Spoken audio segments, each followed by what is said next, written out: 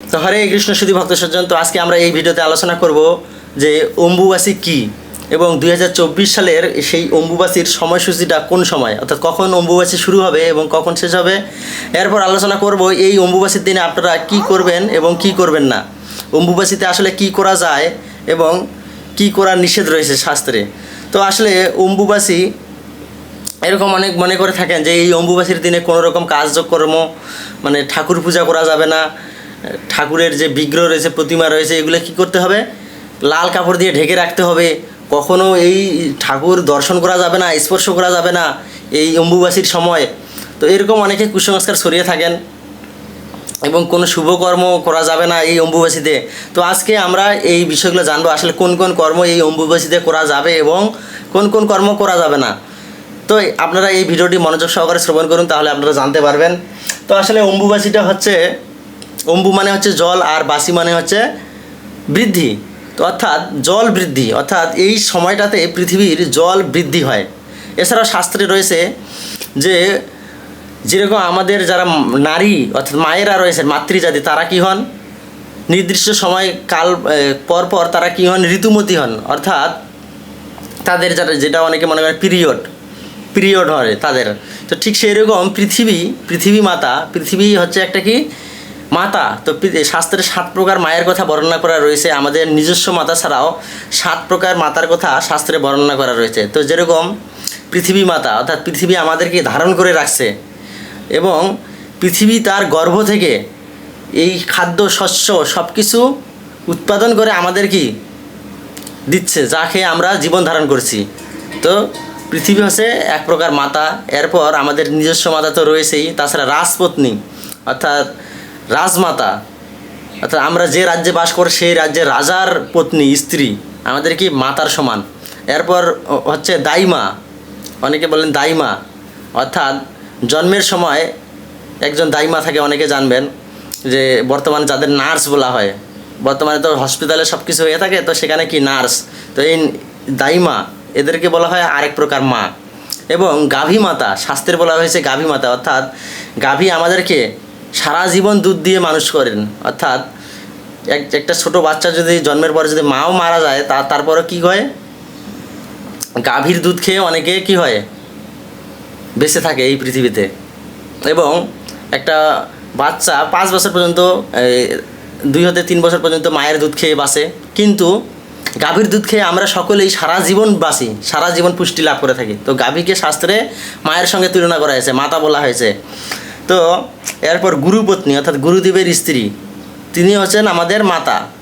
এরপর হচ্ছে ধরিত্রী, এই পৃথিবী হচ্ছেন মাতা, পৃথিবী আমাদেরকে ধারণ করে রাখেন, সব কিছু কি দান করেন। তো এরকম শাস্ত্রে 7 প্রকার মায়ের কথা বর্ণনা করা হয়েছে। তো এরকম এই পৃথিবী মাতা এই সময় কী হন, এই অম্বুবাসীর সময়ে ঋতুমতী হন। অর্থাৎ ঋতুমতী হলে এরপর মায়েরা কি সন্তান ধারণের উপযোগী হয়। ঋতুমতী হওয়ার পর মায়েরা কী হয়, সন্তান ধারণের উপযোগী হয়। ঠিক পৃথিবী এরকম যখন জল বৃদ্ধি হয়, তো জল বৃদ্ধি মানে কি, তারা ঋতুমতী হয়েছে। পৃথিবী মাতা ঋতুমতী হন এই জল বৃদ্ধির সময়। এবং জল বৃদ্ধি হলে যখন প্রচণ্ড রোদ, প্রচণ্ড খরা হওয়ার কারণে যখন সব কিছু কি শুষ্ক হয়ে যায়, তখন কিন্তু সেখানে ফসল হওয়ার মতো উপযোগী তখন থাকে না এই ভূমিতে।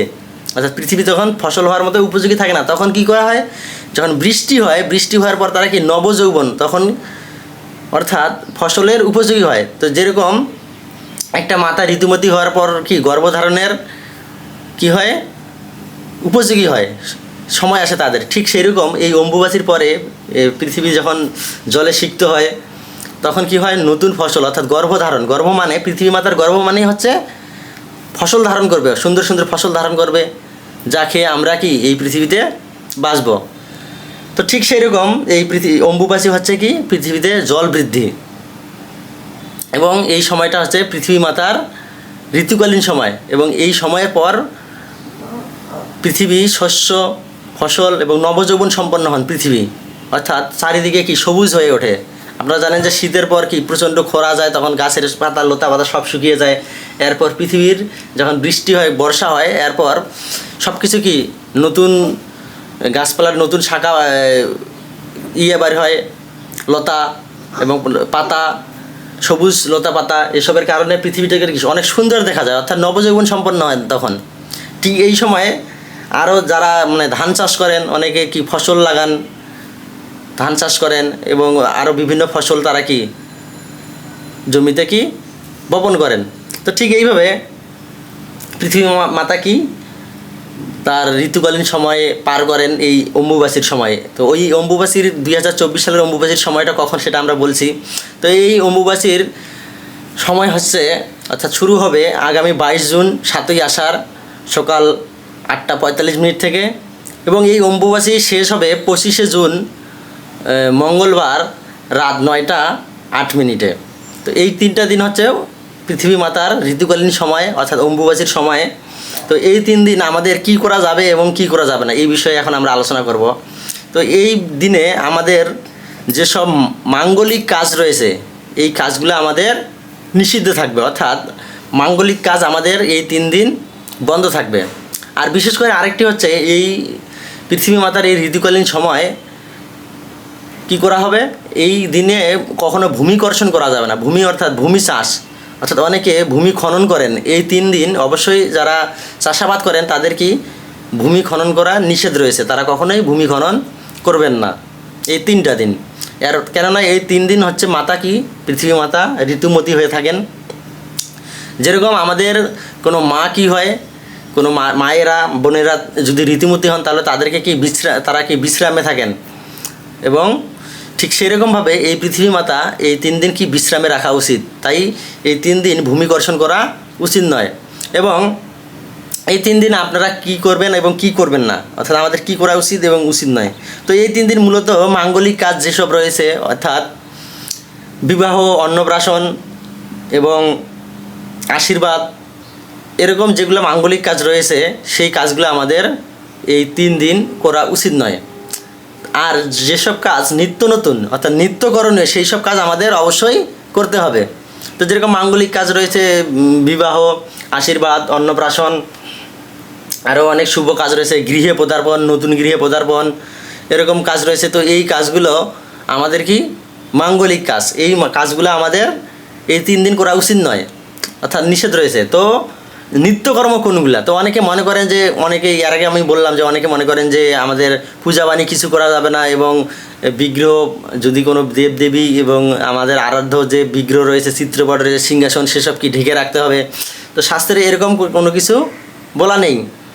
তো নিত্যকর্ম যেগুলো সেগুলো আমাদের প্রতিদিনের কর্ম প্রতিদিনই করতেই হবে। যেরকম আমরা প্রতিদিন ঘুম থেকে উঠে কী করি, তুলসীতে জলদান করতেই হবে প্রতিনিয়ত, এবং এরপর ভগবানের সেবা পূজা, ভগবানের অর্চন এবং ভগবানকে যে আরতি করবেন এই আরতি, তো এসব আমাদের কন্টিনিউ করেই যেতে হবে, এসব কখনো বন্ধ করা উচিত নয়। এবং ভগবানকে ভোগ নিবেদন, তো ভক্তরা তো ভগবানকে ভোগ নিবেদন ছাড়া কি কিছু গ্রহণ করে না। তাহলে এই 3 দিন তারা যদি ভগবানকে ভোগ নিবেদন না করেন তাহলে তারা কী গ্রহণ করবেন, তারা কি না খেয়ে থাকবেন।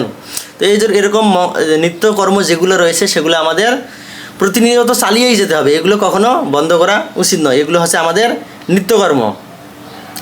আর অবশ্যই এই দিনে কি হরিনাম জপ থেকে শুরু করে যত প্রকার আমাদের নিত্যকর্ম রয়েছে এই কর্মগুলা আমরা করতে পারবো। তো শুধু ভক্ত সজ্জন, আপনারা অবশ্যই সঠিক শাস্ত্র সিদ্ধান্ত জেনে আপনারা আপনাদের নিত্যকর্ম এবং মাঙ্গলিক কর্ম এসব করবেন। তো এরকম কুসংস্কার কিছুতে কখনো কান দিবেন না যে এটা করা যাবে না, ওটা করা যাবে না। এরকমটা আসলে আমাদের শাস্ত্র সিদ্ধান্ত অনুযায়ী শাস্ত্র ভালো করে পড়ে দেখে এসব আমাদের জেনে কি কোনো কিছু করা উচিত। তো শুধু ভক্ত সজ্জন, ভালো থাকবেন, সুস্থ থাকবেন, আমাদের এই চ্যানেলটি সাবস্ক্রাইব করে আমাদের পাশে থাকবেন। হরে কৃষ্ণ।